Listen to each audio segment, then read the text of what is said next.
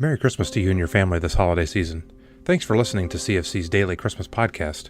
We hope that this podcast, from the staff of CFC, encourages you and inspires you this holiday season.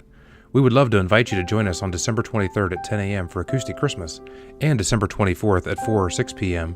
for Christmas Eve. For more information, visit our website, www.cfcwired.org.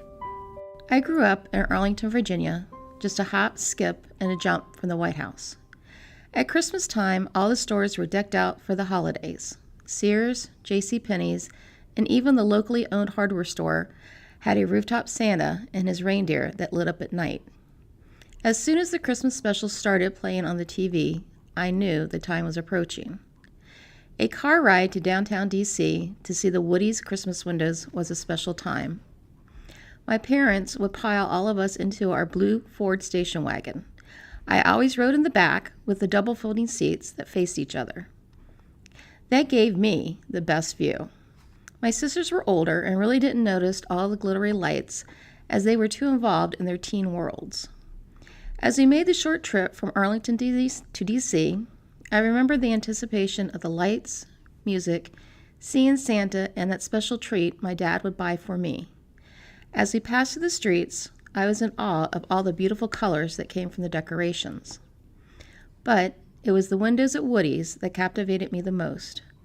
I would stand watching the moving puppets singing and the life-size animals doing funny things. My heart would sink when I heard those dreaded words, "Time to go." I closed my eyes and tried to keep those memories stored for future use. Fast forward 34 years. I am a single mom with 2 small kids living in North Carolina.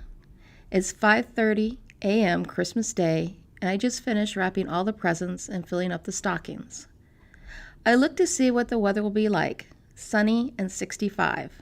I thought, doesn't feel like Christmas weather to me.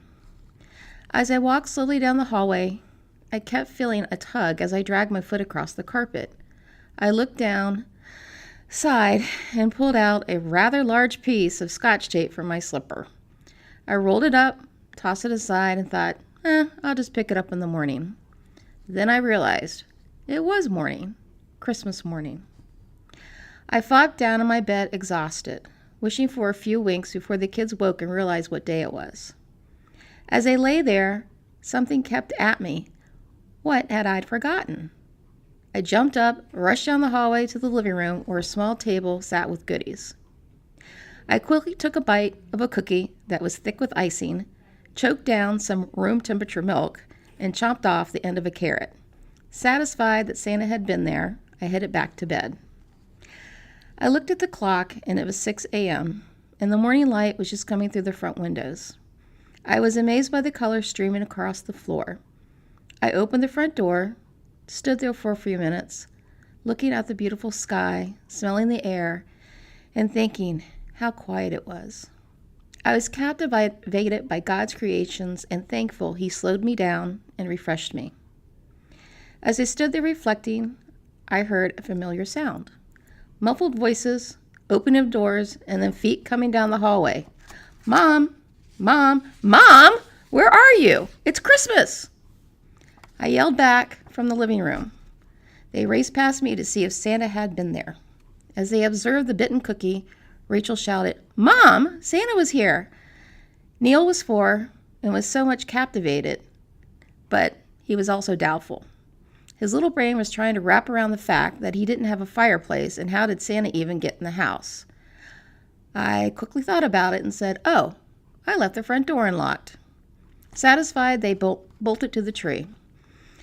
As they poured out all the silly little things that were in the stockings, they were captivated by each small toy, thanking me for each one. I thought, such a small thing made them so happy. It reminded me how much a very small thing or gesture can bring such joy to someone. Like a small baby in a manger that captivated his parents and brought them so much joy.